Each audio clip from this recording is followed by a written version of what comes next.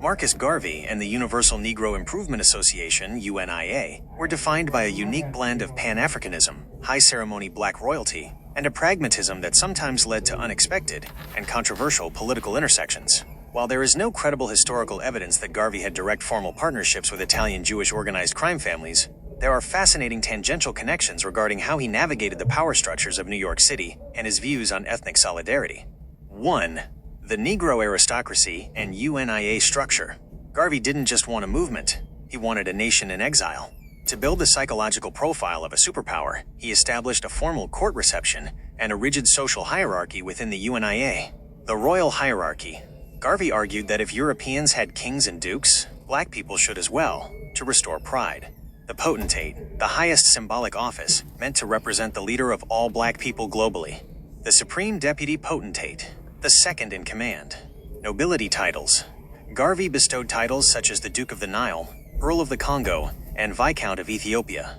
The African Legion, a militaristic wing with polished uniforms, swords, and strict marching protocols to project order and strength. Note: this royal family structure was often criticized by rivals like W.E.B. Du Bois, who viewed the titles and uniforms as theatrical. However, for Garvey's millions of followers, it was a necessary visual antidote to the indignity of Jim Crow. 2. Connections to organized structures. The connection to Italian or Jewish organized groups is usually discussed in the context of Garvey's separate but equal philosophy and his business dealings in Harlem. Ethnic solidarity as a blueprint. Garvey deeply admired how Jewish and Italian immigrant communities used closed-loop economies and organized structures to protect their interests in America. He often pointed to Jewish Zionism and Italian nationalism as the gold standard for how a displaced people should organize. The underworld tangents. Protection and turf. In the 1920s, Harlem's economy, numbers games, real estate, and nightlife, was a mix of local black entrepreneurs and the Italian/Jewish syndicates that controlled the broader city infrastructure. While Garvey's UNIA was strictly legalistic and moralistic, the Black Star Line and UNIA meetings required navigating a city where organized crime often touched the shipping docks and labor unions. The KKK paradox. Most controversially, Garvey's desire for a pure black nation led him to a 1922 meeting with Edward Young Clark, a leader of the Ku Klux Klan. Garvey believed the KKK were honest about their racism, unlike hypocritical white liberals. This realpolitik approach meant Garvey was willing to talk to any organized group, legal or otherwise, if he felt it furthered the goal of separation. 3. Comparing the structures.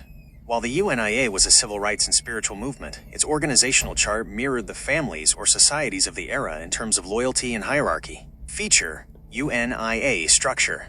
Typical organized structure. Leadership: potentate/provisional president, Don/boss.